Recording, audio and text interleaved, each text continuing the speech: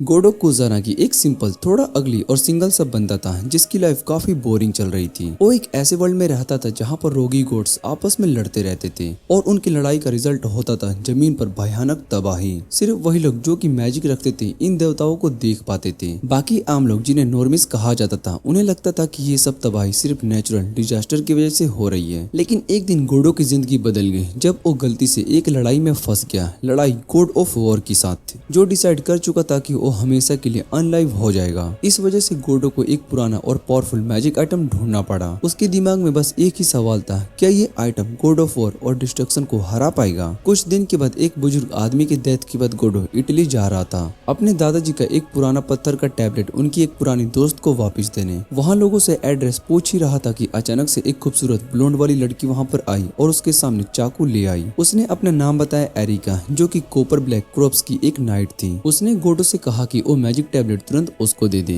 गोडो को लगा कि ये उनको लूटने के लिए आई है, लेकिन एरिका कुछ समझ पाती उससे पहले ही शहर में एक डिफीनिंग रोर गूंज उठती है और पता नहीं कैसे शहर का एटमॉस्फेयर बदल जाता है जैसे किसी ने स्नैपचैट फिल्टर लगा दिया हो। जमीन फटकर एक जाइंट आग से जलता हुआ जंगली सुअर बाहर आता है। एरिका ने गोडो को बताया कि ये एक रोगी गॉड का अवतार है और उसे तुरंत भागकर सेफ जगह चलना चाहिए। खुद एरिका अपनी मेड एरिना की हेल्प से और अपने मैजिक बोर्ड्स का यूज करके एक बिल्डिंग के ऊपर पहुंच गई। वहां उसने अपने ड्रेस को मैजिक में बदल दिया और अपनी पावर मैजिक तलवार निकाल ली। उसने बोर पर एक जबरदस्त मैजिक का बीम छोड़ा, लेकिन बोर ने अपना बैरियर लगा लिया और उस अटैक को रोक दिया और उसकी तरफ बढ़ने लगा। इधर गोडो एरिका को ढूंढता है पर गिर जाता है। गिरती हुई इमिग्रेशन के बीच उठकर देखते है कि एक अजीब सा लड़का उसका स्टोन टैबलेट पकड़कर खड़ा है। गोडो ने पूछा, तू कौन है? लड़के ने अपना नाम बताया, विक्टर। उसकी एक अजीब सी आदत थी, वो कहता है कि उसे उन लोगों को मारकर खाना बहुत ही पसंद है जो कि उससे ज्यादा पावरफुल होते हैं। विक्टर का क्लेम था कि उसने हर लड़ाई को जीती है, इसलिए उसने पुराने देवताओं के राजा को बुलाया सिर्फ लड़ने के लिए। गोडो ने उससे बोला कि पहले मेरे दादाजी का टैबलेट वापस कर। विक्टर हंसने लगता है और कहता है, तेरे अंदर थोड़ा सा पोटेंशियल दिख रहा है। फिर वो टैबलेट गोडो को दे देता है। जैसे ही गोडो ने टैबलेट को लिया, अचानक से एक सफेद घोड़ा उसके पीछे आ गया। टैबलेट और घोड़ो दोनों चमकने लगे और जब रोशनी कम हुई विक्टर वहां से गायब था। उधर बोर ने एरिका को बिल्डिंग से नीचे गिरा दिया पर गैडो ने उसे गिरते हुए पकड़ लिया।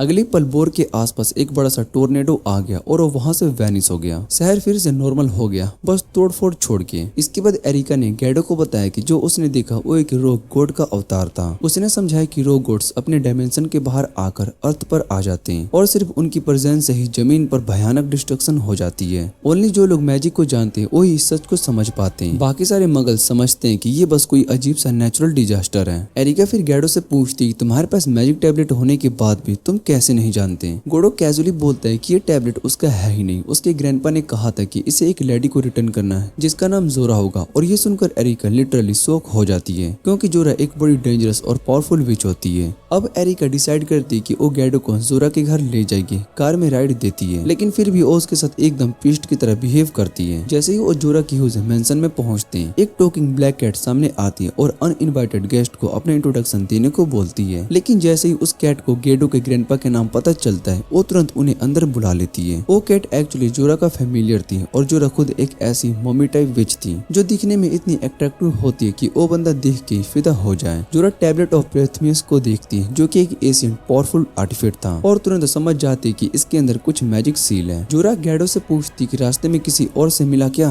गैडो बताता है कि उसका विक्टर से इनकाउंटर हुआ था। जोरा तुरंत समझ जाती है कि अगर विक्टर, जो कि एक गॉड है, चाहता है कि गैडो के पास टैबलेट हो तो उसके पास चॉइस ही नहीं बचा। रात को एरिका फुल ऑफ ड्रिंक करके टोटली हार्मेड हो जाती है। गोडो उसे बाथरूम ले जाता है। एरिका उसको एरिना समझ जाती है और बोलती है कि हेल्प मी अनड्रेस। गैडो थोड़ा सा क्रीप मोड में हेल्प करता है, लेकिन जब वो एरिका को बेड पर कंप्लीटली डिफेंसिव देखता है तो उसका दिल काम करना बंद कर देता है और वो निकलने लगता है, पर डोर लॉक होता है। उसको पता नहीं होता है कि जोरा ने डोर को इंटरनेशनली लॉक कर दिया होता है ताकि गैडो अपना वी कार्ड क्लोज ना कर दे। नेक्स्ट मॉर्निंग एरिका उठते ही गैडो की धुलाई कर देती है और फिर मारने वाली होती है उसको कि अचानक से बाहर हैवी रेन स्टार्ट हो जाती है। एरिका भागकर बाहर जाती है और देखती है कि एक जायंट गॉड सामने से गुजर रहा होता है। वो गोड को रोकने की कोशिश करती है, लेकिन गोड बोलता है लेट हो रहा है, मुझे एक और गोड के साथ फाइट करनी है, और वो चला जाता है। एरिका डिसाइड करती कि वो उसके पीछे जाएगी और गोड की बैटल को रोकेगी। गैडो भी टैग अलोंग करता है और कार में बैठते हुए गैडो को टैबलेट देखकर याद आता है कि जोरा ने उसे कल रात बताया था। प्रोमेथियस एक टाइटन द ग्रीक ऑफ मैथियोलॉजी में जिसके गोड को ट्रिक करके उसने फिर से नॉलेज चुरा लिया था और ह्यूमंस को दे दिया था। ये टैबलेट ऑफ प्रोमेथियस भी वैसे ही काम करता है। ये एक गोड की एबिलिटीज चुरा कर एक ह्यूमन को दे सकता है। जोरा तुरंत समझ जाती है कि टैबलेट के अंदर ऑलरेडी व्हाइट हॉर्स की पावर है जो कि विक्टर का है, और विक्टर चाहता है कि गोडा इसे यूज करके उसको हरा दे। थोड़ी देर के बाद वो लोग उस जगह पर पहुंचते हैं जहाँ पर ओल्ड गोल्ड विक्टर के सामने खड़ा होता है। जोरा ने गैडो को बताया होता है कि विक्टर असल में एक एशियन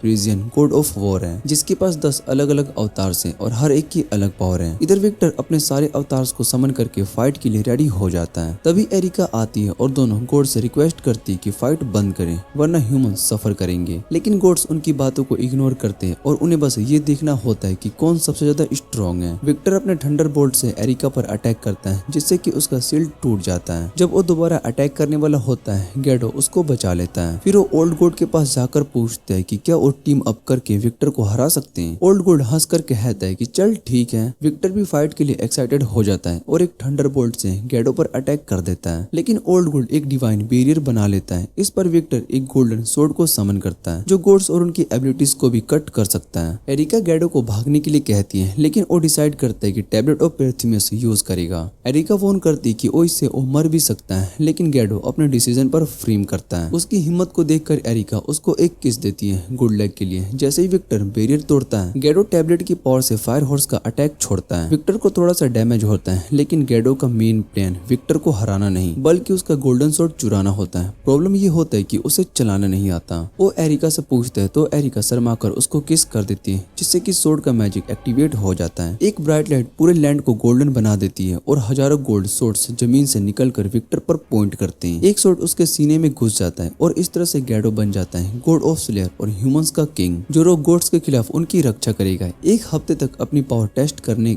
और कुछ और गॉड स्लेयर से लड़ने के बाद गैडो घर लौट आता है। सुबह उठकर वो डिसाइड करता है कि स्कूल लाइफ में वापस जाएगा गॉड्स का चक्कर भूलकर, लेकिन ये इतना इजी नहीं होने वाला होता है क्योंकि एरिका उसके घर तक फॉलो करके आई होती है और उसके बेड पर बिना कपड़ों के लेटी होती है। गैडो सुबह सुबह ये देखकर बहुत ही शॉक्ड हो जाता है और वो डर जाता है क्योंकि जब वो सोता था तब ये लड़की वहाँ पर नहीं होती है। वो उससे कहता है कि पहले कपड़े पहनो। उसके बाद दोनों नीचे जाते हैं जहाँ पर गैडो की बहन सेजू उससे पूछताछ करती है कि आखिर लड़की कौन है जो कि सुबह सुबह उसके बेड में मिली थी। गैडो उसे समझाता है कि शुरू में एरिका को वो पसंद नहीं था, लेकिन अब वो खुद उसके पीछे लगी हुई है, पर सेजू को ये बात बिल्कुल विश्वास नहीं होता। एरिका उससे कहती है कि ऐसी बातें मत बोलो क्योंकि हम जोरा के घर एक रूम में ही शेयर कर चुके हैं और हमने एक दूसरे को फ्रेंच किस भी किया था। और ये सुनकर सेजू अब और भी ज्यादा शक करने लगती है। गार्डो उसे ये नहीं बताता कि वो किस इसलिए हुई थी ताकि वो एक गोड को हरा सके, क्योंकि उसे पता था कि वो इस बात पर कभी विश्वास नहीं करेगी। सेजू को पसंद नहीं आता कि उसका लूजर भाई इतनी हॉट गर्लफ्रेंड लेकर आए। वो गुस्से में कहती कि अगर तुमने इसे प्रेग्नेंट कर दिया तो मैं तुम दोनों को घर से निकाल दूंगी। बाद में गैडो स्कूल जाता है, लेकिन सुबह जो हुआ उस वजह से वो बहुत ही उदास रहता है। उसका दोस्त उसे बताता है कि इटली से एक खूबसूरत ट्रांसफर स्टूडेंट आई है, पर गैडो का दिमाग आज कहीं और ही होता है, इसलिए वो उसे समझने में थोड़ा सा टाइम लगाता है कि वो लड़की एक्चुअली एरिका है। जब तक उसे पता चलता है एरिका क्लास में आ चुकी होती है। वो अपना इंट्रोडक्शन देती है और कहती है कि मैं हूँ गार्डोस की वाइफ हूँ, और फिर सबके सामने गैडो को किस कर लेती है। वो अपने मैजिक का यूज करके गैडो के पास बैठी लड़की को सीट छोड़ने पर मजबूर कर देती है ताकि वो खुद उसके पास बैठ सके। गैडो का दोस्त जो कि अपने आप को बिचेस गैंग कहते हैं, वो गुस्से में बोलते हैं कि गैडो ने उनका साथ छोड़ दिया और गर्लफ्रेंड बना ली। गैडो उन्हें समझाने की कोशिश करता है कि ये बात सब गलतफहमी है, पर एरिका बीच में बोल पड़ती है, शर्माओ मत और सबको बता दो कि हमने रात को साथ गुजारी है। ये सुनकर गैडो घबरा जाता है और उसका हाथ पकड़कर क्लास से बाहर निकलता है, लेकिन उस समय वो इतना ज्यादा अंधा हो चुका था जैसे स्टीव वाउंडर और हेलन किलर एक साथ हो, क्योंकि जिस लड़की का हाथ उसने पकड़ा होता है वो एरिका नहीं बल्कि मारिया थी। बाहर आते ही गैडो तुरंत उसका हाथ छोड़ देता है और उसे माफी मांगता है। रास्ते में जाते हुए मारिया बिना वजह के उससे बार बार माफी मांगने लगती है। गैडो सोचता है कि ये लड़की आखिर कर क्या रही है। तभी एक आदमी आता है जिसका नाम अमाकाशु होता है। वो अपना परिचय देता है कि वो जापान के मैजिक डिपार्टमेंट का मेंबर है और गैडो को एक श्रीन में ले जाता है जहाँ पर मारिया एक श्रीन मैडम के रूप में काम करती है। वहाँ जाकर गैडो को समझ में आता है कि एक्चुअली उसने मारिया का हाथ नहीं पकड़ा था, बल्कि मारिया ने खुद उसका हाथ पकड़ लिया था।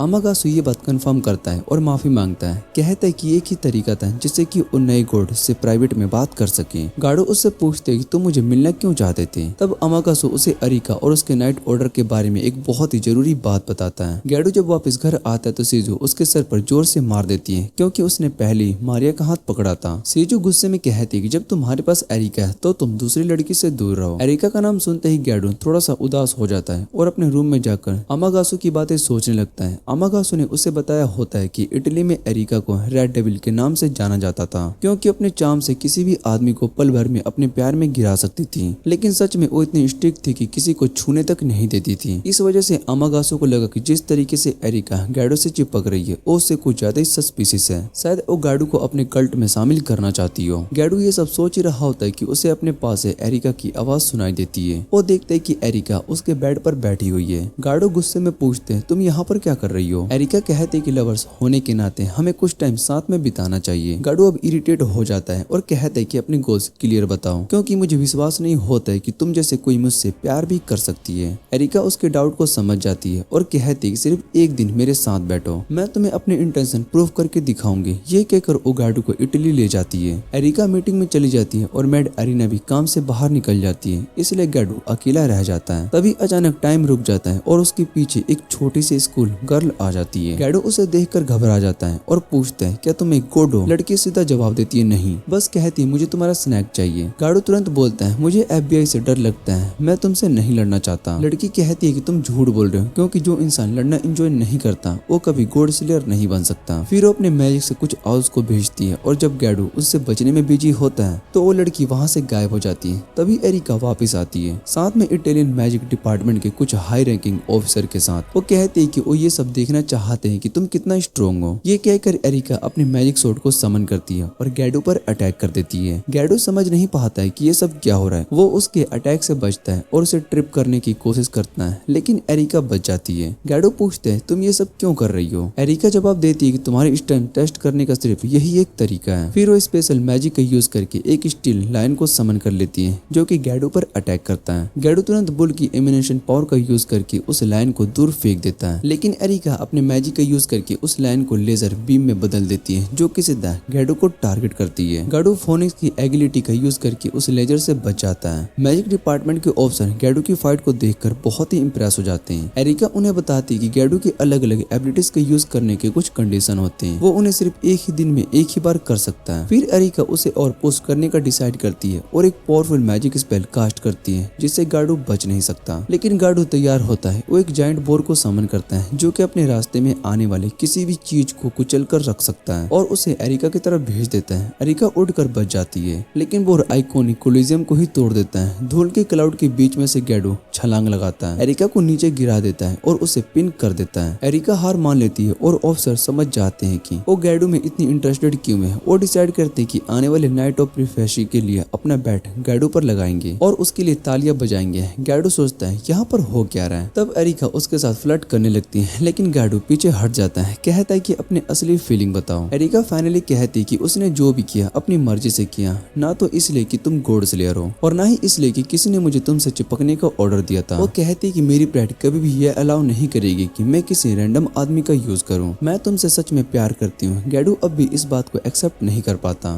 तो एरिका कहती कि एक दिन तुम समझ जाओगे। ये कहकर वो एक मेडल को समन करती है, जिसमें एक स्नेक हेयर वाली औरत का फेस बना होता है और उसे गार्डो को दे देती है। उसके बाद वो दोनों वापस से जापान लौटते हैं और अपनी नॉर्मल स्कूल लाइफ कंटिन्यू करते हैं जैसे हमेशा। एरिका स्कूल में लड़कों और लड़कियों दोनों के बीच में सुपर पॉपुलर होती है, लेकिन सबको लगता है कि गार्डो उसके लायक नहीं है, इसलिए सब गार्डो से नफरत करते हैं। एरिका गार्डो को कहती है कि हेटर्स की बात पर ध्यान मत दो, क्योंकि चाहे पूरी दुनिया तुमसे नफरत करे, मैं तुम्हारे साथ रहूंगी। गार्डो को उसकी ये बातें बहुत ही ज्यादा अच्छी लगती है, इसलिए वो फ्रेश एयर लेने के लिए बाहर चला जाता है। रास्ते में उसकी मुलाकात मारिया से होती है, जो कि उससे कहती है कि स्कूल के बाद मिलना। स्कूल के बाद गार्डो उसे रूफटॉप पर मिलता है, जहाँ पर मारिया कहती है कि अमागासु ने बताया कि तुम गुरगोन के जापान ले आए हो। गार्डो को तो पता ही नहीं होता है कि ये गुरगोन क्या है। मारिया समझाती है कि गुरगोन एक डिवाइन आर्टिफैक्ट है, जो कि पूरी दुनिया को डिस्पेयर और डिस्ट्रक्शन में धकेल सकता है। गार्डो कहता है कि उसने अपने दादाजी का स्टोन टैबलेट के बाद कोई आर्टिफैक्ट नहीं देखा, लेकिन जैसे ही मारिया उस आर्टिफैक्ट का डिस्क्रिप्शन देती है, एक स्नेक हेयर वाली लेडी का मेडल गार्डो को एरिका का दिया हुआ मेडल याद आ जाता है और सीधा मेडल मारिया को दे देता है और मारिया उस मेडल को देखकर बहुत ही शॉक्ड हो जाती है। गार्डो कहता है कि इतना ओवर रिएक्ट मत करो, ये सिर्फ एक स्टोन मेडल है। पर मारिया गुस्से में कहती है कि तुम अब ह्यूमैनिटी के एक किंग हो और मगल्स ये केयरलेसनेस पूरी दुनिया को खतरे में डाल सकती है। उसके बाद मारिया उसे श्रीन लेकर जाती है जहाँ पर उसे एक एशियंट सेंट द्वारा दी गई प्रोफेसी के बारे में बताई जाती है। इसके बाद सीन शिफ्ट होता है और शुरुआत होता है एक प्रोफेसी से होती है जिसमें बताया गया होता है कि जब एक रोगी गोड अपनी असली शक्ल वापस पाएगा और उसके साथ एक बड़ी सांप होगी, तब दुनिया एक ऐसी अंधेरी रात में डूब जाएगी जिसमें एक भी तारा नहीं होगा और पूरी दुनिया धीरे धीरे नर की तरफ खींचती चली जाएगी। मारिया बताती कि गुर्गेन असल में एक बहुत ही शक्तिशाली और बड़े आग से भरी हुई देवी का सर्फ एक अवतार है। अगर अपनी पूरी ताकत में लौट आई तो दुनिया का अंत हो जाएगा और इस बार जापान इस ट्रेजेडी का सेंटर होगा। गैडो कहता है कि हम बस उस मेटल को तोड़ देते हैं और मारिया उससे कहती है कि ये मुमकिन नहीं है। अगर हम उस मेटल को सील भी करना चाहे तो उसमें बहुत ही वक्त लग जाएगा। तभी वहाँ पर एरिका आ जाती है और मारिया की बात को कंफर्म कर देती है। मारिया पूछती है तुम यहाँ पर क्या कर रही हो, ये तो मेरा एरिया है। एरिका कहती है कि उसने मेडल और उससे जुड़ी हुई जिम्मेदारियां नए किंग गैडो को दे दी है।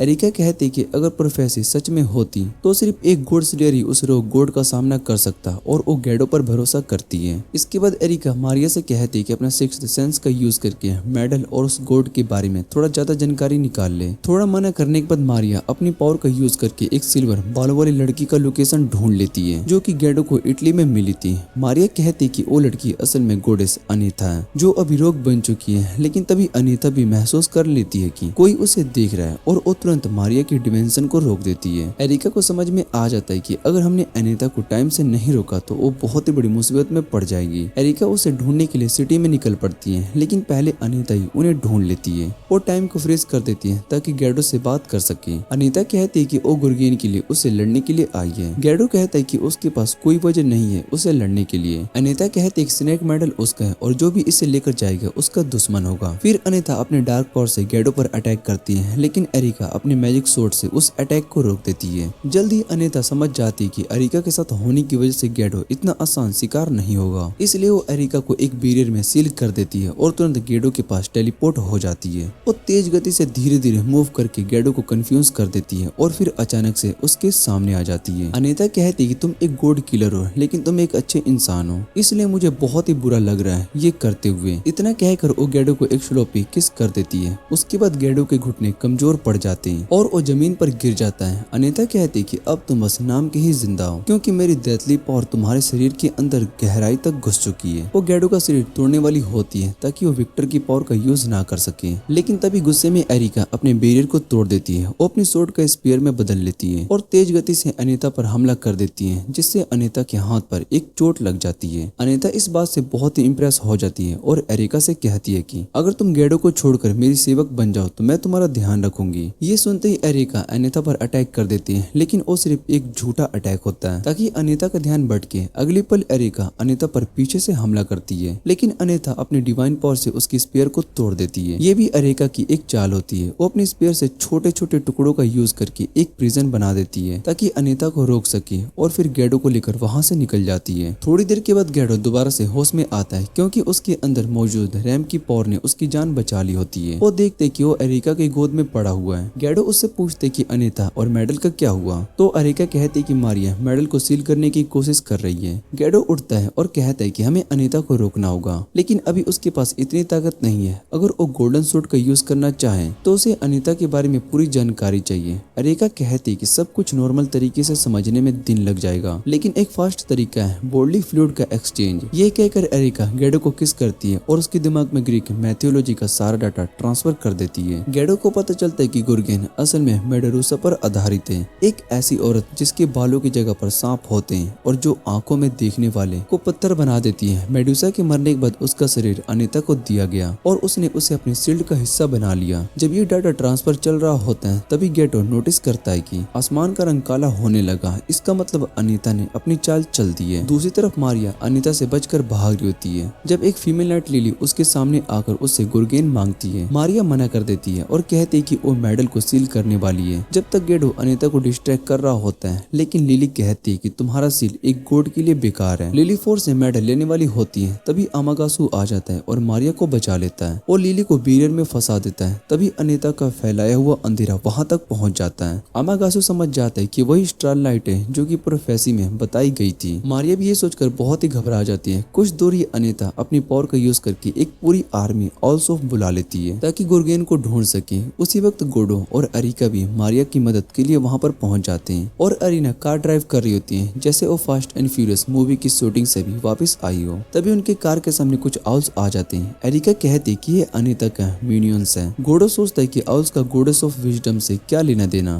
तो अरिका कहती कि ये बात समझने का फास्टर तरीका एक और किस्सा है। इसके बाद हम देखते हैं कि जैसे ही अरिका और गोडो अपना फर्स्ट लर्निंग सेशन शुरू करते हैं, तभी मारिया का फोन बज जाता है और उनकी बात बीच में कट जाती है। मारिया एक सीन तक पहुंच गई होती है जहां पर वो गुर्गेन को सील करने का प्लान बनाती है, लेकिन उसका मानना होता है कि अनीता उन्हें उससे पहले ही ढूंढ लेगी। फिर भी मारिया हार मानने को तैयार नहीं होती। गैडो उससे कहता है कि अगर अनीता तुम्हें ढूंढ ले तो तुम मेरा नाम जितनी जोर से हो सके चिल्ला लेना, मैं तुम्हारे पास आ जाऊंगा। थोड़ी देर के बाद अरीना कार क्रैश कर देती है तो गोडो और अरिका कार छोड़कर सिरिन की तरफ भागते हैं। गैडो कहता है कि क्योंकि उसने मारिया को इस मामले में ले आया, उसकी जिम्मेदारी है कि वो उसे बचाएगा। अरिका एग्री करती है और मुस्कान के साथ कहती है कि मारिया एक अच्छी लड़की है, इसलिए वो गैडो को अलाउ करेगी उसे अपने साइड क्लिक बनाए। गैडो थोड़ा सा सोचने लगता है कि शायद से अरिका के दिमाग में कुछ अलग ही फैंटास्टिक चल रही है। गैडो थोड़ा सा सोचने लगता है कि शायद से अरिका के दिमाग में कुछ और ही फैंटेसीज चल रही है, लेकिन उसके थॉट्स कट हो जाते हैं जब सिरिन की तरफ से अनीता का पर्पल लाइट चमकने लगता है। इधर सिरिन पर अनीता मारिया के सामने आ जाती है और मेडल मांगने लगती है। मारिया एक बैरियर बनाकर उसे रोकने की कोशिश करती है, लेकिन अनीता उसे आसानी से तोड़ देती है और मारिया को दूर फेंक देती है। तभी कोई उसकी मदद करने के लिए आता है, लेकिन वो गैडो नहीं होता बल्कि फीमेल लाइट लिली होती है। लिली अनीता के अटैक को ब्लॉक करती है और मारिया से कहती कि मेडल उसे दे दो, लेकिन मारिया कुछ और नहीं कह पाती और लिली भी अटैक से उड़ जाती है। फिर अनीता के हाथ मेडल लग जाता है। जैसे ही वो उसकी पावर को एक्टिवेट करती है, उसका शरीर एकदम से ग्लो करने लगता है, अपनी असली शक्ल में लौट आता है। मारिया डर के मारे कांप रही होती है, लेकिन उसे याद आता है कि गैडो ने उसे अपने ऊपर विश्वास करने को कहा था। वो जोर से गैडो का नाम चिल्लाती है और बेहोश हो जाती है। अचानक गैडो उसके पास आ जाता है और उसे पकड़ लेता है। अरिका भी वहाँ पर आती है, जो लिली को देखकर पहचान जाती है। लिली अरिका को देखते ही भाग जाती है। अनीता को गैडो को वहाँ पर देखकर बिल्कुल भी हैरानी नहीं होती,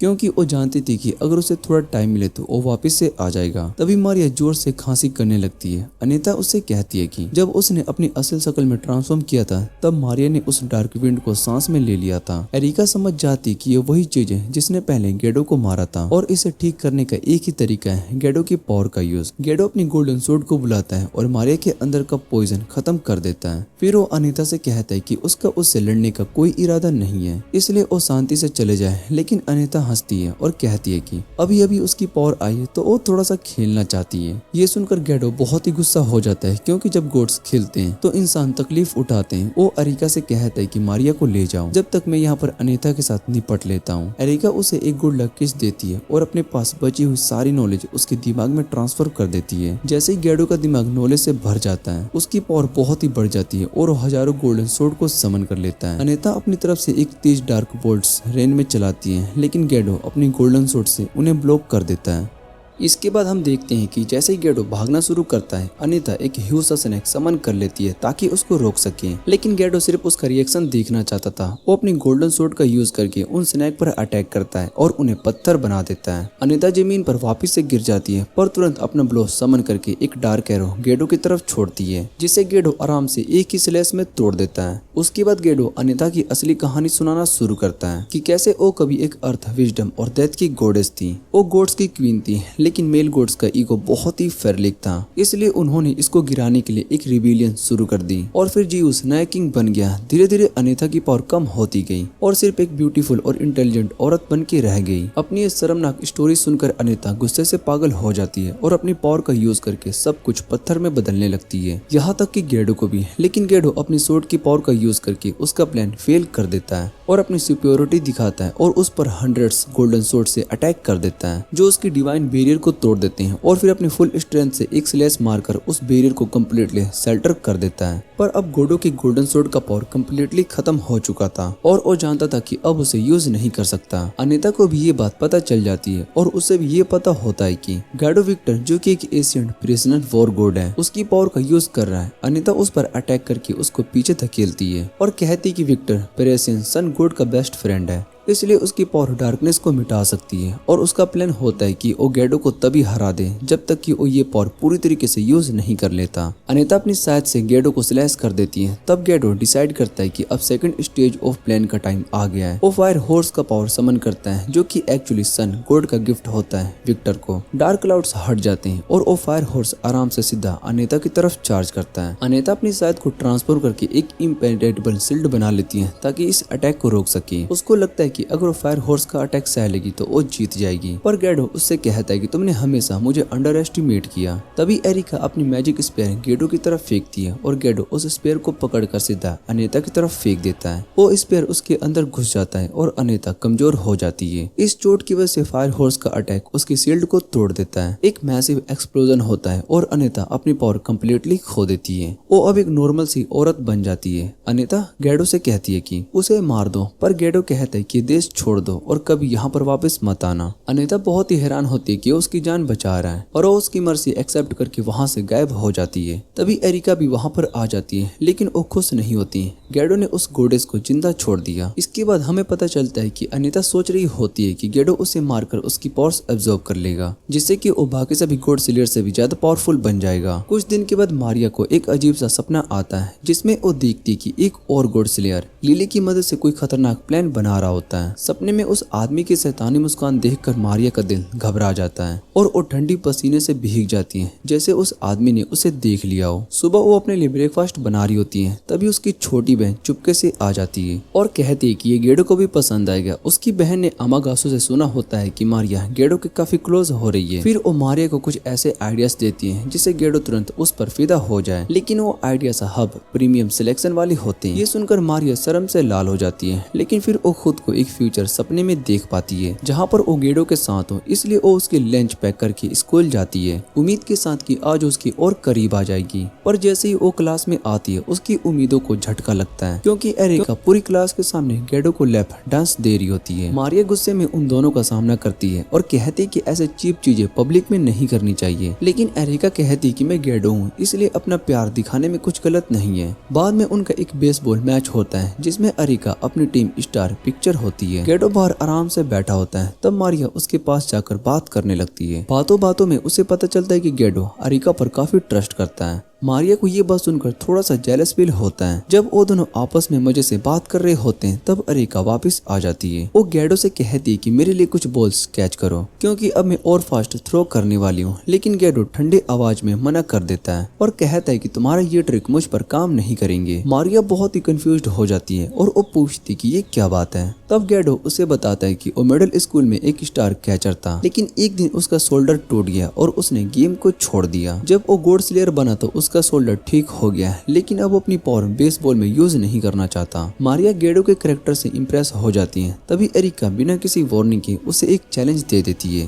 वो कहती है कि मैं हमेशा गैडो के साथ फ्रंट लाइन में रहूंगी, लेकिन तुम एक बेकार प्रिस्टेस हो जो कि हमेशा पीछे रहेगी। एरिका की बात मारिया के दिल को न्यूटन के एप्पल की तरह सीधा लग जाती है। वो तुरंत चैलेंज को एक्सेप्ट कर लेती है ताकि साबित कर सके कि प्रिस्टेस बेकार नहीं होती। एरिका इस बात से बहुत ही खुश हो जाती है और गैडो को कहती है कि तुम मेरे कैचर बनोगी, और गैडो इतना सिचुएशन में फंस जाता है कि मना भी नहीं कर पाता। इसके बाद हम देखते हैं कि एरिका मारिया से कहती कि वो उस पर 3 बॉल्स पिच करेगी और अगर मारिया एक भी बॉल को हिट कर लेती है तो वो जीत जाएगी। गैडो थोड़ा सा टेंशन में होता है, क्योंकि मारिया बिल्कुल भी एथलेटिक टाइप की लड़की नहीं है, लेकिन एक प्रिस्टेस होने के नाते उसके पास सिक्स्थ सेंस होता है, जिससे कि वो बॉल का गैस लगा सकती है। एरिका बॉल को थ्रो करने वाली होती है, तब गैडो मारिया से कहता है कि जितनी फास्ट हो सके बैट को स्विंग करना। पर सच ये होता है कि मारिया की फिजिकल हेल्थ मेरे मेंटल हेल्थ से भी बहुत ही बेकार होती है। वो इतना स्लो स्विंग करती है कि पहले 2 शॉट्स को मिस हो जाते हैं और साथ ही उसके सांस भी फूलने लगते हैं। गैडो चाहता है कि मारिया जीत जाए, इसलिए वो उससे कहता है कि जब मैं सिग्नल दूं तब स्विंग करना। वो एरिका के थ्रो को परफेक्ट कैलकुलेट करता है और मारिया को सिग्नल देता है। मारिया स्विंग करती है। जब वो आंख खोलती है तो बहुत ही खुशी में शोक बदल जाती है क्योंकि उसका बैट गैडो के सर पर लगता है और एरिका की थ्रो उसके फ्यूचर जेनरेशन पर। थोड़ी देर के बाद गैडो रिकवर हो जाता है और तीनों रूफटॉप पर लंच करने जाते हैं। मारिया अपना ह्यूज लंच बॉक्स निकालती है और खाना शेयर करती है। गैडो को खाना बहुत ही पसंद आता है, लेकिन एरिका मजाक में कहती है कि मारिया शर्म से लाल हो जाती है और कहती है कि ऐसा कुछ भी नहीं है। उसका एक प्रीस्टेस होने का काम सिर्फ गैडो को सही राह दिखाना है। बात गाइडेंस की चल रही होती है, तब एरिका मारिया से पूछती है क्या उसके पास सेल फोन है। मारिया कहती कि नहीं, क्योंकि वो टेक्नोलॉजी हैंडल नहीं कर पाती।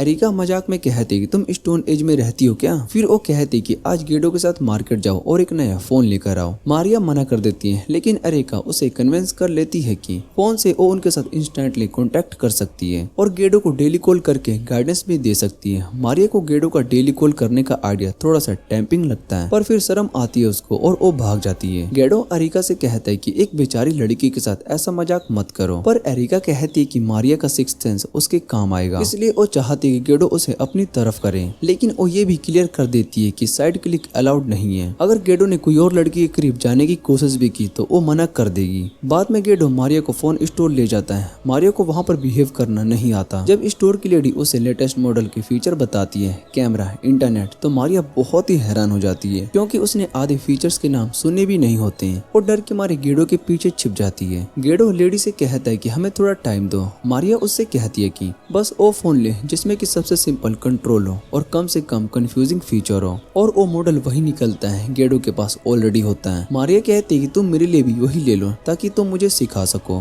गैडो एग्री कर लेता है और फोन लेने के लिए चला जाता है, लेकिन शाम को मारिया को ऐसा लगता है कि जैसे कोई उनका पीछा कर रहा है। इसके बाद हम देखते हैं कि गैडो मारिया को फोन चलाना सिखाता है। मारिया उस फोन को ऐसे पकड़ रही होती है जैसे कोई बम हो जो कि कभी भी फट सकता है। 2 घंटे समझाने के बाद मारिया फाइनली गॉड का कॉन्टेक्ट अपने फोन में सेव कर लेती है। वो इतनी ज्यादा एक्साइटेड होती है कि तुरंत पहली बार उसको कॉल करने लगती है। उसके बाद गैडो अपने घर वापस जा रहा होता है, तभी उसका पुराना लैंडलाइन बजने लगता है। गैडो फोन उठाता है तो उसके सामने एक ऐसे आदमी की आवाज आती है जिसे वो बिल्कुल भी बात नहीं करना चाहता। वो तुरंत फोन को रख देता है, लेकिन कुछ देर के बाद वही आदमी उसको उसके पर्सनल मोबाइल पर कॉल करता है। तुम अपने बेस्ट फ्रेंड को इग्नोर कैसे कर सकते हो, वो कहता है। गैडो गुस्से में उस लड़के पर चिल्लाता है जिसका नाम धोनी होता है। धोनी भी एक गॉड स्लेयर होता है जैसे कि गैडो है, और पहले दोनों एक दूसरे से लड़ चुके होते हैं ताकि अपने स्ट्रेंथ चेक कर सके। गैडो पहले उससे पूछते है कि तुम्हें मेरा नंबर कैसे मिला, और फिर उसको याद आता है कि हम दोस्त नहीं हैं। गैडो कहता है कि वो बचपना कर रहा है क्योंकि उसने फ्रेंडली मैच में भी फुल पावर से की थी, लेकिन धोनी कहता है कि अब तुम मेरी जिंदगी भर की राइवल हो। फिर धोनी गैडो को बताता है कि वो नाम का एक और गॉड स्लेयर है जिसके पास कुछ डार्क पावर्स हैं, जैसे वुल्व्स और ज़ॉम्बी को कंट्रोल करना, और वो भी जापान में है। गैडो उससे पूछते है कि उससे मेरा क्या लेना देना।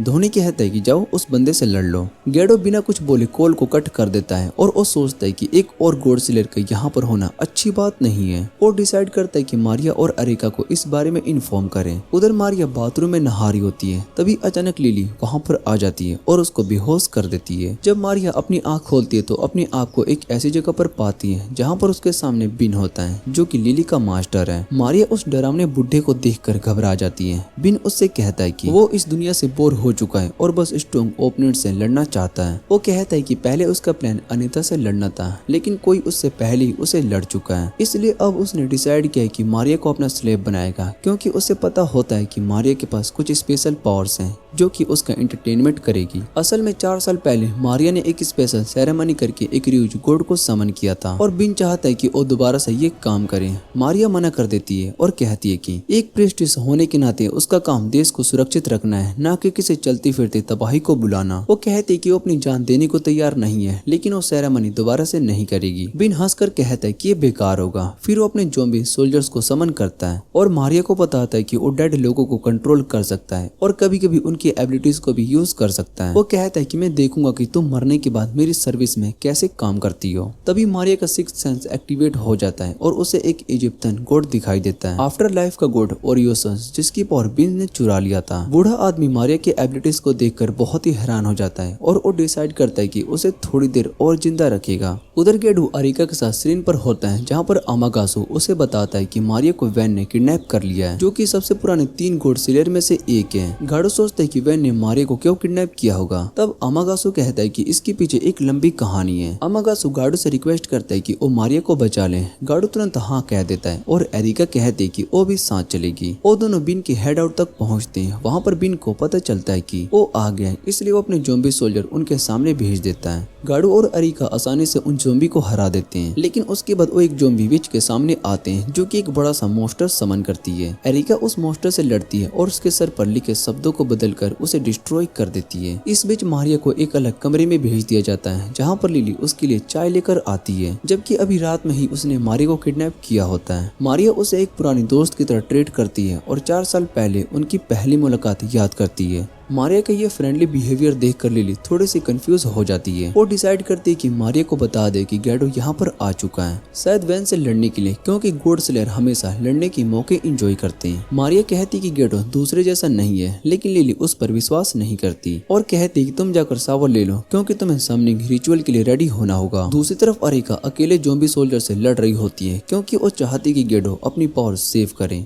वैन से फाइट करने के लिए। कुछ देर के बाद वो लोग वैन के दरवाजे तक पहुंच जाते हैं जो कि अपने आप खुल जाता है। अंदर वैन अपने सिंहासन पर बैठा होता है, अपने ट्रेंड वुल्फ से घिरा हुआ। वैन गैडो से कहता है कि पहले अपने इंट्रोडक्शन दो, फिर बताओ कि तुम यहाँ पर कैसे आए। गैडो कहता है कि मारिया को वापस करो। ये सुनकर बूढ़ा आदमी हंस पड़ता है और कहता है कि मारिया मेरी प्रॉपर्टी है 4 साल से, अगर तुम्हें चाहिए तो उसके बदले में कुछ बराबर करो। गैडो गुस्से में आ जाता है, लेकिन एरिका उसका हाथ पकड़ लेती है और कहती है कि अपने क्लोज फ्रेंड की बात सुनो। बिन अब थोड़ा सा क्यूरियस हो जाता है। एरिका अपने इंट्रोडक्शन देती है और कहती है कि वो गैडो की नाइट है। फिर वो बताती कि कैसे बिन के दोस्त डोली ने आज शाम गैडो को कॉल किया था और कहा था कि बिन को याद दिलाओ कि वो एक पुराना फॉसिल है और उसे अपने कॉफिन में ही रहना चाहिए। गैडो अंदर ही अंदर घबरा जाता है क्योंकि एरिका उसके लिए सिचुएशन और खराब कर रही होती है, लेकिन एरिका अपनी बातों से बिन का इंटरेस्ट बढ़ा देती है क्योंकि बिन को पता होता है कि गैडो वही है जिसने अनीता को हरा दिया था। वैन असल में गैडो को खुद हंट करना चाहता था ऊपर से, जो कि गॉड मारिया ने 4 साल पहले समन किया था ताकि वैन उससे लड़ सके। वो भी डोली ने चुरा लिया था, इसलिए वैन डिसाइड करता है कि वो गैडो को एक फेयर गेम में चैलेंज करेगा ताकि उसको याद दिला सके कि उम्र बढ़ने के साथ वो और भी बेहतर हुआ है। वो मारिया और लिली को अपने रूम में बुलाता है और गैडो से कहता है कि हम एक पुराना गेम खेलेंगे, हाइड एंड सीक। वैन गैडो को 30 मिनट का टाइम देता है वो मारिया को लेकर कहीं पर छुपा दे। अगर सुबह तक वैन ने उसे ढूंढ लिया तो गैडो हार जाएगा। गैडो, एरिका और मारिया कार में बैठ जाते हैं। गैडो कहता है कि इससे बेहतर तरीका हो सकता था, लेकिन एरिका मना कर देती है और कहती कि वैन एक ऐसा इंसान है जो कि अपनी खुशी के लिए कुछ भी कर सकता है और अगर तुम चाहो तो वो तुम्हारी बात सुने तो तुम पहले उसे हराओ। गैडो पूछता है तुम्हारे पास वैन और उसके हारे हुए गोड्स के बारे में कोई इन्फो है। एरिका कहती है कि वो हमारी इंटेलिजेंस ग्रुप से भी बहुत ही पुराना है। अचानक मारिया उससे कहती कि वो उसे छोड़कर चले जाए। वो कहते कि वैन सिर्फ मुझे एक रिचुअल में हेल्प करना चाहता है, जब वो खत्म हो जाएगा तो किसी को नुकसान नहीं होगा। एरिका उसकी बात को काट कर कहती है झूठ मत बोलो, 4 साल पहले जब तुमने वो रिचुअल किया था 30 लोगों की जान गई थी और तुम किसी तरह से बची थी, शायद से इस बार रिजल्ट अलग होगा। एरिका कहते कि हम तुम्हें अपनी जान कुर्बान करने नहीं देंगे। तभी अलार्म बजता है। 30 मिनट खत्म हो चुके होते हैं और वैन के वुल्व्स उनके बिल्कुल पास आ गए होते हैं। अरियाना कार की स्पीड को फुल कर देती है। मारिया फिर गैडो को कन्विंस करने की कोशिश करती है कि वो उसे छोड़ दे, लेकिन गैडो मना कर देता है और कहता है कि तुम मेरी दोस्त हो, मैं तुम्हें कभी नहीं छोड़ूंगा। वो मारिया का फोन उसे वापस दे देता है। मारिया भी फाइनली मान जाती है। एरिका कहती है कि अरियाना उन्हें एक ओपन स्पेस में ड्रॉप कर देगी। अरियाना उन्हें उनके स्कूल के ग्रुप में छोड़ देती है जहाँ पर वुल्व्स ने उनको घेर लिया होता है। एरिका गैडो से कहती है कि अपनी एबिलिटीज का यूज ना करे, फिर अपने मैजिक स्वॉर्ड से शैडो क्लोन बनाती है और एक साथ सभी वुल्व्स को खत्म कर देती है। तभी हवा का एक तेज झोंका आता है और उसने वैन को सामने ले आता है। वो गैडो से कहता है कि चलो एक दूसरे से किंग की तरह लड़ते हैं। फिर वो एक ज़ॉम्बी सोल्जर की आर्मी को समन करता है जो जब जिंदा थे तो बहुत ही बड़ी वॉरियर हुआ करते थे। एरिका उन्हें सील नहीं कर पा रही होती है, इसलिए गैडो डिसाइड करता है कि वो अपने हॉर्स की पावर का यूज करेगा। वो आसमान से एक फायर हॉर्स को समन करता है जो कि ज़ॉम्बी नाइट को जलाकर राख कर देता है, लेकिन वैन अपने आप को एक वेयरवुल्फ में बदल देता है और उस अटैक को खा जाता है। गैडो ये देखकर बहुत ही शॉक में आ जाता है। बचे हुए ज़ॉम्बी उस पर अटैक करने लगते हैं तो एरिका डिसाइड करती है कि वो अकेली उनका सामना करेगी। अब बेचारा गैडो सोच रहा होता है कि वो कौन सी पावर का यूज करे। फिर उसको याद आता है कि उसका का असली गोल मारिया को सेफ रखना है, इसलिए वो फोनिक्स की पावर का यूज करके सुपर स्पीड से वहाँ से भाग जाता है। एरिका अपने मैजिक बोर्ड्स का यूज करके उसके पीछे जाती है। एरिका एक ऊंचे बिल्डिंग पर पहुंच जाती है जहाँ पर उनका सामना होता है लिली से, जो कि उसकी पुरानी राइवल होती है। दोनों एक दूसरे का सामना करते हैं। एरिका जानबूझकर लिली को टोंट करती है ताकि वो अपने काम खो दे, लेकिन ये चाल एरिका के खिलाफ चली जाती है क्योंकि लिली अपनी फ्लाइंग पावर का यूज करके उसको पीछे धकेल देती है। इस वक्त गेडो भी उस बिल्डिंग पर पहुंच जाता है। फोनिक्स की पावर ज्यादा देर तक यूज करने की वजह से उसका दिल तेज दर्द होने लगता है। मारिया अपनी हीलिंग मैजिक का यूज करके उसको ठीक करने की कोशिश करती है, लेकिन वो काम नहीं करती। गेडो उसको समझाते कि गॉड स्लेयर पर डायरेक्ट मैजिक काम नहीं करती, उसे उनकी बॉडी के अंदर सीधा फीड करना पड़ता है। ये सुनकर मारिया को याद आता है कि जब भी उसने एरिका को गेडो को किस करते देखा था, वो एक्चुअली मैजिक ट्रांसफर कर रही होती है, लेकिन मारिया खुद ऐसा नहीं कर पाती। इसलिए वो गेडो को मैसेज देने का डिसाइड करती है ताकि उसका दर्द कम हो जाए। दोनों इस मोमेंट को एंजॉय करने लगते हैं। तब गेडो उससे पूछते हैं क्या वो बिन के वुल्फ फॉर्म के बारे में कुछ जानती है। मारिया को पता नहीं होता, पर उसका सिक्स्थ सेंस उसको एक ऐसे गॉड के बारे में बताता है जो सूरज तक को सिग्नल दे सकता है जैसे ही वो उसका नाम बताने वाली होती है। तभी अमागासु वहाँ पर आकर बताता है कि एरिका मुश्किल में है। लिली ने एरिका को एक कोने में दबा रखा है। एरिका उससे पूछती कि आखिरी लिली ने एरिका को एक कोने में दबा रखा है। एरिका उससे पूछती कि आखिर एक ट्रेंट वैन की सर्विस क्यों कर रही है। लिली उससे कहती कि अपने काम से काम रखो क्योंकि वो बिन की नाइट होते हुए अपनी ड्यूटी निभा रही है। तभी मारिया और गोडो वहाँ पर पहुँचते हैं। मारिया लिली से कहती कि वो रुक जाए क्योंकि 4 साल पहले वो दोनों बिन की वजह से साथ में सफर कर चुके हैं। वो चाहती कि लिली इस साइकिल को तोड़कर गेडो के साथ आ जाए। लिली थोड़ी सी हैरान होती है पर कहती कि वो कभी अपनी लॉयल्टी चेंज नहीं करेगी।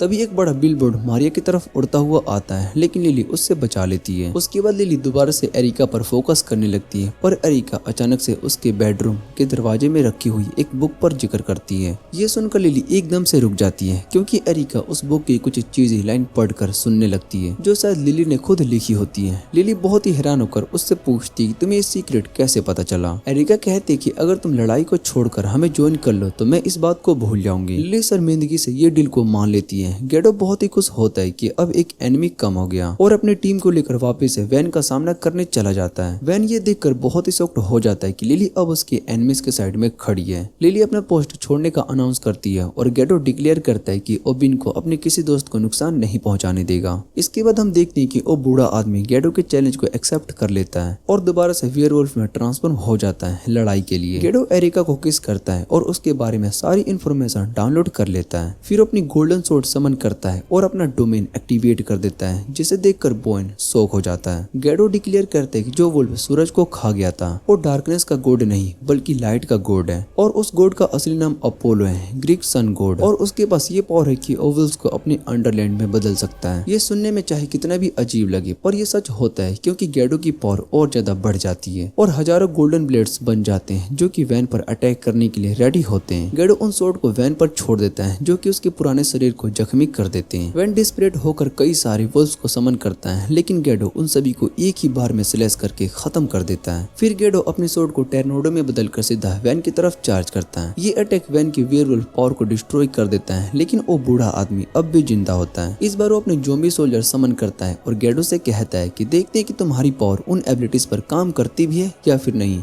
जिन्हें तुम जानते भी नहीं। वो गेडो पर अटैक करने के लिए आता है, लेकिन तभी एरिका और लिली वहाँ पर आ जाते हैं और ज़ॉम्बी से लड़ाई शुरू कर देते हैं। दूसरी तरफ मारिया उदास होती है क्योंकि वो गेडो की हेल्प नहीं कर पा रही होती है। तभी उसका सिक्स्थ सेंस उसको अपोलो और ओरेसिस के बीच का कनेक्शन दिखाई देता है। वो गेडो को कहते हैं कि अपनी स्वॉर्ड को दोबारा से सेव करें ताकि बोमिन की दूसरी एबिलिटी तोड़ सके, लेकिन गेडो फेल हो जाता है। मारिया सोचती कि वो फेल हो गया, पर एरिका उससे कहती कि गेडो को बस ओरेसिस के बारे में और ज्यादा इन्फॉर्मेशन चाहिए ताकि वो अपनी स्वॉर्ड को रीसेव कर सके। मारिया पूछती कि ये इन्फॉर्मेशन कैसे दी जा सकती है। एरिका उसको विंक करती है जो देखकर मारिया सब कुछ समझ जाती है। वो डिसाइड करती कि सबको बचाने के लिए अपनी प्रीस्टीज वाली प्यूरिटी सैक्रिफाइस कर देगी। वो गेडो के पास दौड़कर आती है और उसको किस करती है, जिससे गेडो को ओरेसिस के बारे में पूरी नॉलेज मिल जाती है। ओरेसिस के टाइम एग्रीकल्चर का गॉड था जो कि बाद में अंडरवर्ल्ड का गॉड बन गया। इस नॉलेज का यूज करके गेडो अपनी स्वॉर्ड को दोबारा से रीसेव करता है और अपना डोमेन फिर से एक्टिवेट कर देता है। वो अपनी स्वॉर्ड का एक बड़ा सा स्ट्रॉम वियो और उसके ज़ॉम्बी नाइट की तरफ भेजता है जो कि एक ही पल में उन्हें मिटा देता है। सभी बहुत ही खुश होते हैं कि अब वो जीत गए, लेकिन गेडो समझ जाता है कि लड़ाई अभी खत्म नहीं हुई। तभी अचानक एक तेज हवा का झोंका उन्हें उड़ाकर दूर लेकर जाता है। इसके बाद हम देखते हैं कि वोगेन अपनी एक नई पावर को दिखाता है वेदर को कंट्रोल करने की। वो एक बड़ा थंडर स्टॉर्म क्रिएट करता है और गेडो पर डेंजरस लाइटिंग बरसाता है जिससे कि गेडो मुश्किल से डोज करता है। लड़कियां उसकी हेल्प करना चाहती हैं लेकिन बिन उन्हें रोक देता है। कहता है कि दो गॉड स्लेयर के बीच का बैटल है। वैन गेडो को डिशार्म कर देता है और कहता है कि तुम्हारे अंदर पोटेंशियल है लेकिन तुम्हें अभी और बहुत कुछ सीखना है। गेडो एकदम से एज पर होता है। तभी उसके अंदर से उसके अवतार की आवाजें सुनाई देने लगती है। वो एक स्पेल को शेंड करना शुरू करता है लेकिन बोमिन बीच में आकर उस पर थंडरबोल्ट मार देता है। सरप्राइजिंगली गेडो को कुछ भी नहीं होता है क्योंकि उसने कोड की पावर का यूज करके खुद लाइटनिंग को कंट्रोल कर लिया होता है। गेडो बिन पर लाइटनिंग बोल्ट से अटैक करता है लेकिन बिन उसे आसानी से डिफ्लेक्ट कर देता है। अब गेडो की पावर ऑलमोस्ट खत्म हो जाती है। बूढ़ा आदमी उसे खत्म करने का डिसाइड करता है पर तभी उसकी टीम की लड़कियां अपनी पावर उसे ट्रांसफर कर देती है और गेडो बिन का अटैक भी ब्लॉक कर देता है। अचानक से उसको ज़ॉम्बी सोल्जर से भी एक पावर सर्ज मिलता है जो चाहते हैं कि गेडो उनका बदला ले क्योंकि बिन ने उनकी आत्माओं को इस दुनिया में फंसा रखा है। उनकी पावर का यूज करके गेडो एक बहुत ही बड़ा थंडरबोल्ट लॉन्च करता है जो कि वीओ को उड़ा देता है या फिर उसका ऐसा लगता है। जब धूल साफ होती है तो हम देखते हैं कि वो बूढ़ा आदमी अब भी जिंदा है, बस जमीन पर एक ह्यूज कैटर बन गया होता है। वो गेडो से कहता है कि अब राउंड 3 का टाइम आ चुका है। गेडो भी फाइट के लिए रेडी होता है पर मारिया आगे बढ़कर कहती है कि अब बस करो।